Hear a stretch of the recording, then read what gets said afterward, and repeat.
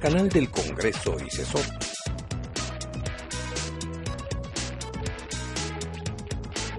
Presentan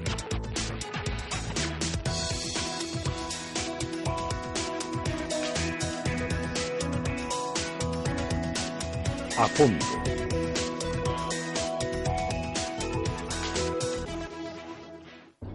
¿Qué tal? Muy buenas noches. Bienvenidos a nuestro programa A Fondo. Es una coproducción del Canal del Congreso y el Centro de Estudios Sociales y de Opinión Pública. En esta ocasión hablaremos de trata de personas y es un programa muy especial porque nos acompaña Patricia Olamendi Torres, ex subsecretaria de Derechos Humanos y Asuntos Multilaterales de la Cancillería. Muy buenas noches. Buenas noches. Y nos acompaña también Agustín Carlos Castilla Marroquín, diputado federal del Partido Acción Nacional e integrante de la Comisión Especial Lucha contra la Trata de Personas. Muy buenas noches. Muy buenas noches, muchas gracias.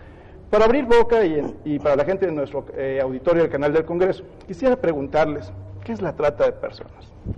Bueno, yo creo que es importante que nuestro auditorio conozca por qué ahora se habla tanto de esta frase.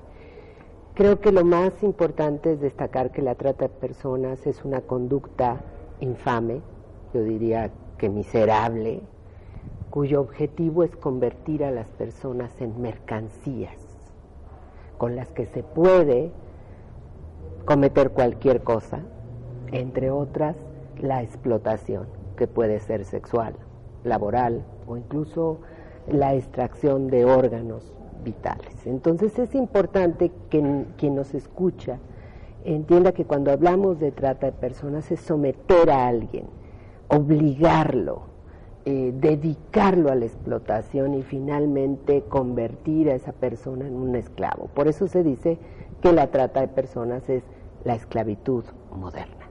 Con todos estos diferentes matices, pero diputado, ¿cuál es la diferencia entonces entre el tráfico de personas y la trata de personas? Bueno, en primer lugar, el tráfico de personas se refiere solamente, precisamente al traslado de una persona a otro lugar con el fin de que sea víctima de explotación. Y cuando hablamos de trata de personas estamos hablando de toda la cadena, desde el momento del enganche, el traslado, cuando lo retienen en algún lugar y cuando lo obligan a cometer a realizar alguna actividad, desde luego, de manera involuntaria.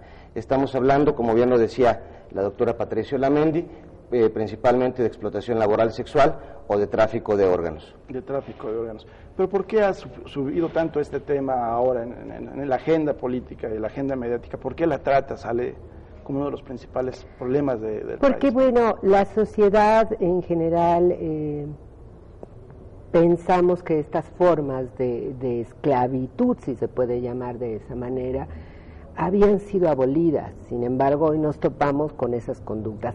En nuestro país no somos ajenos al tema. Creo que, por desgracia, todos los días vemos estas diferentes expresiones, tanto de tráfico de migrantes, o sea, el hecho de que se consiga una persona para trasladarse a un lugar sin tener los documentos necesarios, como el someter a una persona a la esclavitud o a la prostitución, a la explotación laboral.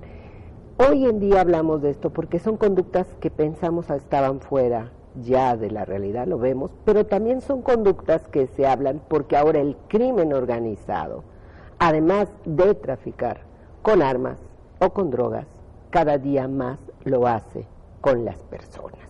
Entonces también dirige dos grandes negocios que, según Naciones Unidas, hoy le reportan los segundos ingresos más importantes para la delincuencia organizada. ¿Cuál? Tráfico de personas, en este caso de migrantes, y trata de mujeres, niños, niñas, con fines de explotación sexual o laboral. Entonces, la humanidad nos damos cuenta que hoy estamos expensos, cualquiera de nosotros, a ser sometido a esta forma de explotación brutal, en donde, pues, las mercancías pasamos a ser los seres humanos. Los seres humanos. Porque si bien el tema no es nuevo, diputado, ya lo traíamos en estudio de varias generaciones atrás, pero tal vez con este boom, como dice la doctora, del crimen organizado, de la delincuencia organizada, se toma como una vertiente más. Pero a lo mejor ustedes tienen mayor detalle en este tipo de investigaciones. ¿Cuáles son esos mecanismos que están utilizando, sobre todo los grupos delictivos, para controlar desafortunadamente a estas víctimas? Bueno, en primer lugar, creo que el tema va cobrando relevancia precisamente por la actividad incansable de defensores de los derechos humanos, de activistas sociales que han denunciado una y otra vez, que han alzado la voz, porque es un tema que ya existía efectivamente, pero que se mantenía oculto. La trata de personas es uno de los negocios, bien lo decía Patricio Lamendi, más redituables para el crimen organizado, y desde luego es uno de los negocios, de las actividades más vergonzantes para el ser humano. Y en este sentido se ha hecho un esfuerzo, creo que cada vez más colectivo, de informar y concientizar a la sociedad de lo que ha estado pasando, porque desafortunadamente no existía en las agendas prioritarias de los gobiernos o de los congresos. Es decir, solamente llamaba la atención cuando desafortunadamente se presentaba un escándalo mediático y se apagaba muy rápido. Y en este sentido hemos tratado de que sea un tema importante, en donde además no hay diferencias políticas o ideológicas, en donde en principio todos estamos de acuerdo en la necesidad no solamente de combatirlo, sino también de atender las causas, porque desde luego es un fenómeno multifactorial, que podemos hablar de pobreza, de educación, en fin, y que tenemos que atender, insisto, no solamente las causas, sino no solamente los efectos, sino también las causas. Ahora bien, ¿qué mecanismos se utilizan para el enganche? Son múltiples. Podemos hablar desde la seducción, aquella muchachita que está en la adolescencia, que tiene aspiraciones en la vida, que proviene de un hogar desintegrado, con muchas dificultades, quizá para tener oportunidades en la vida, y que fácilmente puede ser cooptada por una persona que le ofrece otra expectativa, y en donde la seducen, la invitan, por ejemplo, a viajar a la Ciudad de México con la esperanza de pagarle estudios para convertirse en modelo profesional o en artista, y cuando menos se da cuenta ya se encuentra trabajando en un antro ofreciendo servicios sexuales. Y además, desde luego, las amenazas van desde la familia. El explotador conoce a la familia y le dice a esta persona que si no cumple con la renta diaria va a tener repercusiones en sus seres queridos, o también las vuelven adictas muchas veces, y entonces la posibilidad de acceder a la droga es precisamente a cambio de que se porte bien. En ocasiones las embarazan, por ejemplo, las muchachitas, y entonces el hijo, prácticamente el bebé, se convierte en un rehén. Son múltiples. En el caso, por ejemplo, de las extranjeras, les quitan sus papeles migratorios y las amenazan con denunciarlas ante migración. Son muchos los mecanismos que utilizan para tener sojuzgada a una persona, por supuesto. Sí, sobre todo lo anterior, porque ya hay en la agenda legislativa pues una comisión especial que se dedica a atender estos focos y que seguramente van a la sociedad a hacer los mecanismos de retroalimentación para poder fortalecer una ley, pero si me permiten, en unos momentos más entramos a los temas.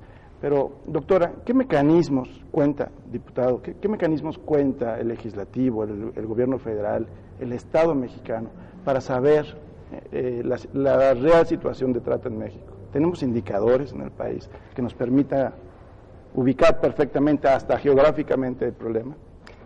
Bueno, en la actualidad tenemos instrumentos jurídicos, la Convención contra la Delincuencia Organizada Transnacional, que se aprobó en Naciones Unidas en el 2000 y que el Estado mexicano ratificó en 2003, considera un protocolo especial sobre trata de personas con fines de explotación, particularmente mujeres y niños, niñas y niños. Ese instrumento pues se aterrizó en una ley federal contra la trata de personas que está vigente desde el 2007. Por otro lado, los estados han venido legislando. Hoy en día todos los estados del país tienen incorporado el delito de trata de personas, con sus matices y con sus diferencias, algunas serias, graves, sobre todo en la penalidad. Hay estados como Querétaro que no consideran que esto merezca una pena mayor de 1 año, ¿verdad? O Sinaloa, mientras que hay estados donde la punibilidad se eleva a 6, 8, 10 años. Entonces, tenemos diferentes matices, pero podemos decir que instrumento legal se cuenta ya en la legislación palpable.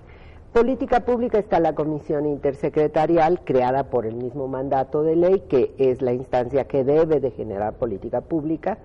Recientemente se publicó un programa que muchas personas y organizaciones consideramos que era absolutamente insuficiente, Y existen estudios de diferentes organizaciones, sobre todo no gubernamentales, sobre la problemática de la trata.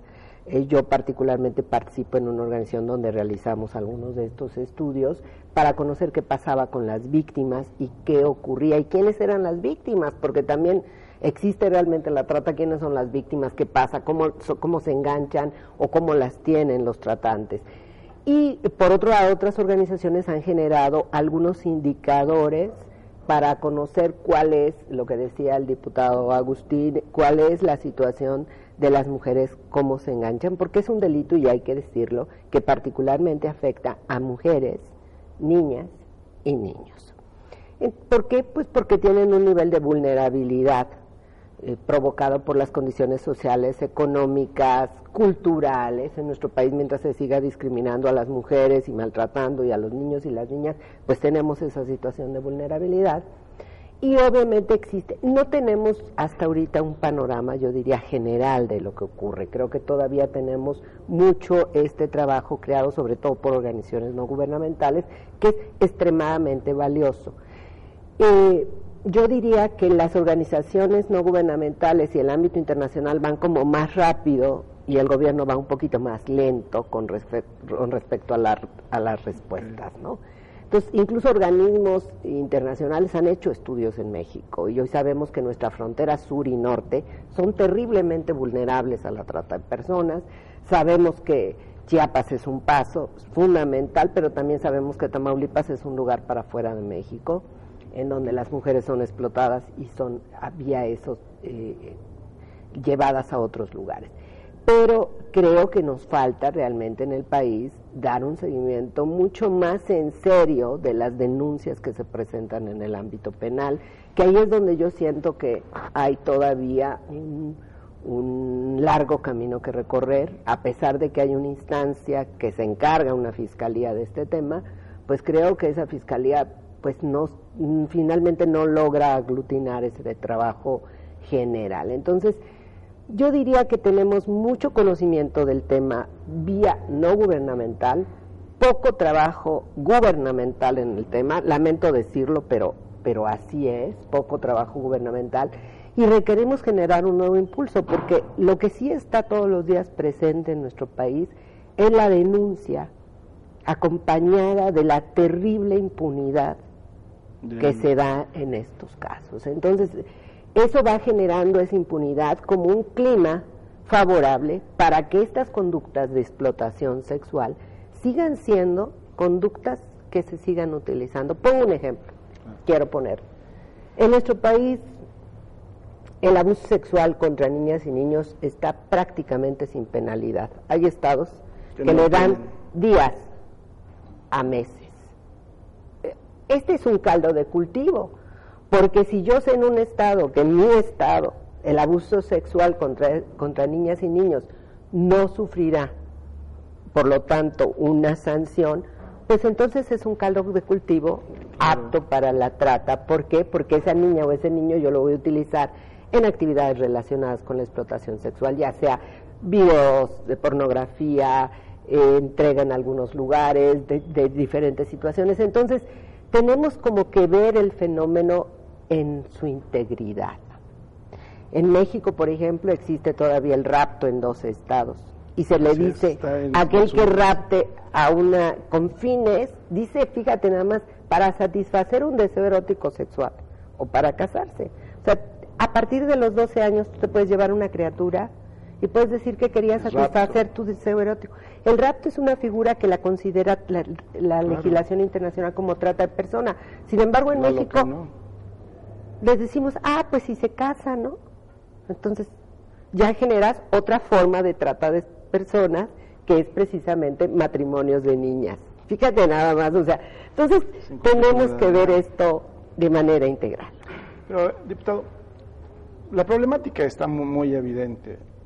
Los indicadores son de ONGs, de la comunidad internacional, y tenemos una legislación dispar. ¿Qué hacer para coordinar todos esos esfuerzos y poder tener, primero, un indicador que nos permita generar una política pública, y una segunda es obviamente homologar y fortalecer la ley? Es un tema complejo, en primer lugar, porque no hay denuncias. Las denuncias en general son por parte de organizaciones civiles.